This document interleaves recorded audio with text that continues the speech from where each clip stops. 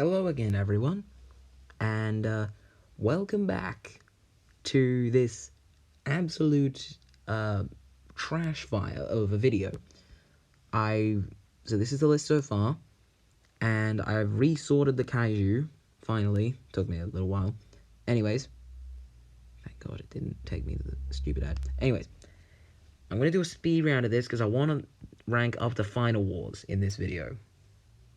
My plan is to do the rest of these, then the late game and end games, and then Robux and everything else after Eva.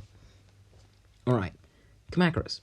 You never see a high level one. Like, all of these just suffer from no one, like, very few people being skilled at it, so you don't really know what a max level one's capable of. Biolante, on the other hand, is powerful.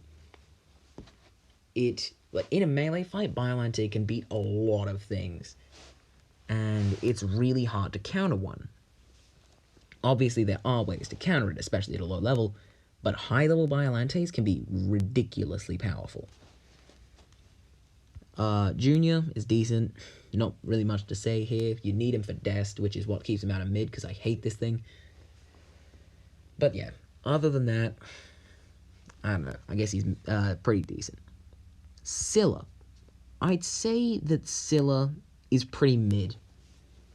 Scylla isn't horrible by any stretch of the imagination, but the complexity of it is what brings it down, in my opinion. It is really hard to learn how to use Scylla. Hold on, really quick. I'm just gonna check something. Okay, good. The microphone is on. I've been having problems with that. Sorry about the mid-video interruption. Anyways, Fimuto, very powerful.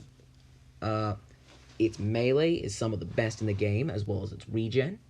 It can't really deal with flyers or beam campers, well, beam spammers. Like, beam spammers and flyers can't really have too much trouble with Fimuto. Fimuto will very much struggle to beat them. But in a melee fight, Fimuto can decimate a lot of things. And it's a similar story with Final Wars Manda, funnily enough. Final Wars Manda, in the right hands, is very powerful. You have to learn how to use it, which isn't too difficult, but you do still have to learn to use it, so. It's not incredible, by any stretch of the imagination, but it's certainly pretty good considering how cheap it is. Same with Fimuto. Singular Point Anguirus, mid. I never see these. Like, literally never. I've seen maybe 3 of them in my entire time playing Kaiju Universe, and I have every endgame Kaiju except Eva. Anyways, Megaguirus. I gotta say, Megaguirus is powerful only because of its sky camping potential. If Megaguirus wasn't such a good sky camper, then it'd be in mid or lower. But just because of how annoying it is to fight a Megaguirus as a grounded Kaiju, like, they're so fast, and they can sky camp really well. That's the main thing with Megaguirus. Alright. I'm speeding through this. Oh, there's only 14 more to rank until Final Wars. Showa Godzilla. Showa Godzilla's decent. He's definitely more powerful than Manila, and he's still pretty good. He's obviously not powerful, because you rarely see a high-level Showa. He suffers from the same fate as pretty much everyone else in mid. Like, there's so few of them at a high level, you can't really judge how powerful they are. Anyways. So yeah, Showa's decent. He's obviously not as powerful as, like, Fimuto or something, but he's definitely better than the majority of what I've put in decent. I'd say he's high decent. Mogera, mid. Mogera used to be complete trash, but he's gotten slightly better since then. Similar situation with Showa Mechagodzilla. If they buff him too much, he'll become an unstoppable, game-breaking Kaiju. However, if they keep him as he is, he's horrible and no one uses him. Same with Showa Mechagodzilla, which I'll rank next video. Anyways, Heisei Rodan / Fire Rodan. He's pretty decent. He's obviously not as good as Sky Camper as Megaguirus, but once you get to level 50, he is very good. However, you have to get him to level 50 first, which is a whole nother task in itself. So yeah, decent seems fair for Heisei Rodan. Oh god, I go guess. Jaguar, he is bad. Like, I'm sorry, but JJ is bad. You never see these things anymore, even at a low level, just because of how bad, JJ is. It's sad, because I like him, but, well.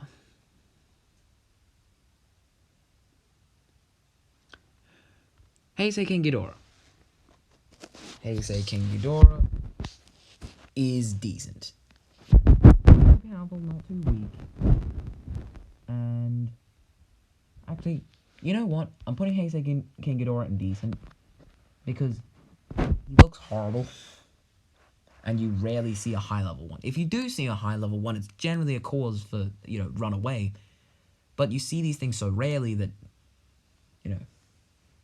even low level ones you see rarely. It seems like a lot of kaiju in the middle of like the cost thing are just not that good. Anyways, Titanus Rodan. Very similar situation to Team Mothra. And that's about it. Yeah. Rodan is very good. Titanus Mothra was very good and it got nerfed, and now it's still good but not incredible. Also, some more stuff on his Ghidorah. It can't really melee very well. Like, it's a bit like Mothra. It can definitely melee better than Mothra, but it's only got 2 melee moves out of 3 moves. While they're not horrible, they could be a lot worse. It's still not very. It's still not incredible. And his gravity is decent. However, he still doesn't quite get to decent. Alright. Oh, hold on. Sorry. G14. He is going in decent because you need him to unlock a lot of powerful kaiju. His melee is decent, and his beam is also pretty good, despite the fact that it takes 7 years to charge up. 2, 3, 4, 5, 6, 7. 7 more kaiju to go. Alright. Millennium Godzilla. He is going, Millennium Godzilla is going powerful. His beam is the main thing that puts him there, being able to do at least 3,000 damage with max damage skill points. And at base, it still does like a good 2,200 or something. Like, it is insane how powerful Millennium Beam is. It's more powerful than Destroyers, Mechagodzilla, and Mechagodzilla. And I'm pretty sure at one point it was stronger than Ultimus too. It was the strongest beam in the game at one point. But yeah. Anyways. Millennium has long since dropped down from those super broken days, but he's still better than the majority of the kaiju in decent. And he's also needed to unlock Kiryu, which is another powerful kaiju, which is in turn needed to unlock Eva. Similar to, well, G54 is also needed for him. Yeah. Alright, Kamakuras then. Also needed to unlock, and he's pretty powerful on his own. Unlike Millennium, whose main thing came from his beam, Shin has multiple moves that are powerful. His back beams in particular are very powerful, being able to do about 1,000 damage plus just instantly and ground everything. It's pretty good, and the damage can be constantly sustained for a few seconds. So if someone dodges the initial thing and then flies in for a hit while it's still active, it'll ground them anyway. So yeah, Shin's pretty powerful. Obviously not on the same power level as something like Fimuto, but still pretty powerful. G19 is decent. Obviously you need him for G21, same kaiju that you need G14 for. However, you also need G19 for Eva. And considering how powerful he is already, I may as well just put him in powerful, because he unlocks, 3 of the 5 endgame kaiju. He actually does! He unlocks 3 of the 5 endgame kaiju. He unlocks MG through G21, he unlocks Monster Zero, and he unlocks Eva through Monster Zero. Huh. Anyways, Ready Player One Mechagodzilla is decent. He isn't quite mid, but he's not powerful either. He is so niche, I gotta say. RPO is a very niche kaiju. A high level one can shred you, but you can also shred it just as easily. It's a good glass cannon, but that's about all it's good for. You try and rush someone with an RPO. Well, no, if you get jumped as an RPO, then you're in trouble. Like, you're in big trouble. JJ. Oh my. No, get. Sorry, technical difficulties.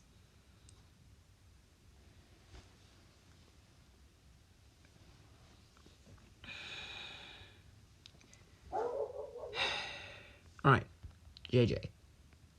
JJB isn't quite in broken, but he is pretty powerful, I'd say. He unlocks Ultima, which, you know, is always good. It's always good to be able to unlock an endgame kaiju. And he is quite hard to hit for a land kaiju. Obviously, flyers completely decimate JJB, similar to Fimuto. But JJB is honestly worse than Fimuto in terms of health and damage, but he's a lot faster. So I don't know. Fimuto is definitely a lot higher up on this powerful section than he is, but he still deserves to be here. Showa King Ghidorah is indecent, because he's definitely better than his Heisei counterpart, but doesn't unlock anything, so, you know, it's part of the reason why I have so many kaiju ranked in powerful. If they can unlock something, then they're powerful, like unlock an endgame kaiju, or a very powerful late game kaiju. Or just powerful in their own right. And finally for today, we have Final Wars Godzilla. Final Wars Godzilla, I'm going to put him powerful.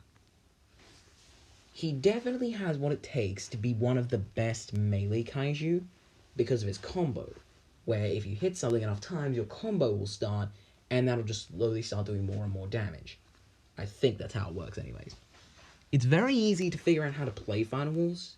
You beam someone, then you rush in and combo the crap out of them. Yes, YouTube, I said a bad word. Don't demonetize me. Not that I'm making any money off these anyway. But still. Final Wars, I'd say, is about mid in the powerful section. Like, he's definitely more powerful than something like Megalon or not Manda. I'd say JJ, but he's not as powerful as something like Fimuto or high-level Megaguirus. So yeah. Next video, we have the late and endgame kaiju.